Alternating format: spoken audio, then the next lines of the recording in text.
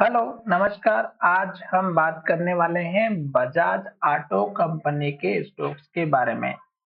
पिछले वीडियो में हमने आपको अच्छे से एक्सप्लेन किया था और एक ही नियम बताया था कि जब तक स्टॉक्स हमारा हाई बनाएगा, ग्रीन कैंडल बनाएगा, तब तक हमें स्टॉक्स में बने रहना है। अगर आप लॉन्ग टर्म के इन्वेस्टर हैं तो एटलीस्ट आपको स्टॉक्स में वीकली चार्ट का एनालिसिस जरूर करना चाहिए और स्टॉक्स हमारा एक के बाद एक जब हाई बना रहा है तो हमें क्या करना चाहिए। वीकली चार्ट में आपको अच्छे से दिखाई देगा कि स्टॉक्स हमारा अप ट्रेंड में है और जब तक स्टॉक्स हमारा अप ट्रेंड में रहेगा हमें कैंडल को देखना है, ग्रीन कैंडल को।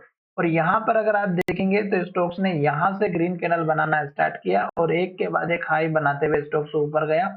यहाँ पर स्टॉक्स ने इन्वर्टेड हैमर बनाई थी, पर स्टॉक्स का जो नेक्स्ट मूवमेंट था, जो नियम था, वो स्टॉक्स में ये था कि अगर स्टॉक्स इस कैंडल के लो को तोड़ता है और इसके नीचे क्लोजिंग होती है तो स्टॉक्स में गिरावट होगी। पर नेक्स्ट कैंडल ने हाई बनाया, हाई के पास क्लोज हुआ और फिर से स्टॉक्स ने ग्रीन कैंडल बनाई है। तो वीकली कैंडल हमारी ये इंडिकेशन दे रही है कि जब तक स्टॉक्स हाई बना रहा है, ग्रीन कैंडल बना रहा है और हाई के पास क्लोज हो रहा है, हमें स्टॉक्स में बने रहना है। तो वीकली चार्ट हमारा प्योर पॉजिटिव इंडिकेशन दे रहा है। अब यहाँ पर हम चलते हैं डेली चार्ट की तरफ। डेली चार्ट में भी अगर आप देखेंगे तो इस इन्वर्टेड हैमर कैंडल में हमें सतर्क होना था कि अगर नेक्स्ट कैंडल हमारा इस लो को तोड़ती है और इसके नीचे क्लोजिंग होती है तो गिरावट होगी। पर नेक्स्ट कैंडल ने ऐसा नहीं किया। स्टॉक्स ने फिर से इन्वर्टेड हैमर बनाए और उसी के हाई और लो के अंदर हमारी फिर से इन्वर्टेड हैमर बनाए। उसके बाद की कैंडल हमारी फिर से यहाँ पर ग्रीन बनी और इसके अंदर ही कैंडल बनी।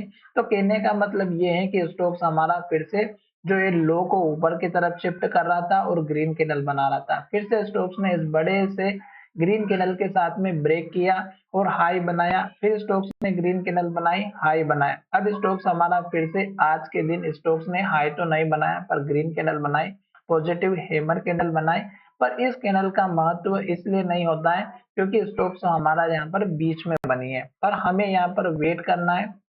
स्टोक्स ने जो हाई बनाया 12,477 का, इसका हाई ब्रेक होता है और स्टोक्स ऊपर चला जाता है और इसके ऊपर क्लोजिंग होती है तो फिर से हमें बने रहना है जब तक स्टोक्स हाई बनाएगा। सपोर्ट लेवल की बात करें तो स्टोक्स ने यहाँ पर पुराना जो लो था, जो लगभग हमारा 8,744 का था, फिर स्टोक्स का लो ऊपर बना, फिर स्टोक्स का लो ऊपर बना, फिर स्टोक्स का लो और ऊपर बना। तो लास्ट का लो हमारे लिए बहुत ही इंपॉर्टेंट होता है और लास्ट के लो को अगर आप देखेंगे तो लगभग हमारा 11,640 या 11,643 इसके आसपास का बना है। ये आपका इंपॉर्टेंट सपोर्ट लेवल होना चाहिए क्योंकि अगर आप लॉन्ग टर्म में इन्वेस्ट कर रहे हैं तो एटलीस्ट आपको छोटा सा सपोर्ट लेवल जरूर रखना चाहिए। दूसरी बात, स्टॉक्स का जो हाई बनते हुए जा रहा है और नीचे की तरफ आएगा तो सपोर्ट इस कैंडल के हाई के आसपास का बनेगा 12,050 के आसपास का, जो हमारा पुराना इन्वर्टेड हैमर कैंडल का हाई है।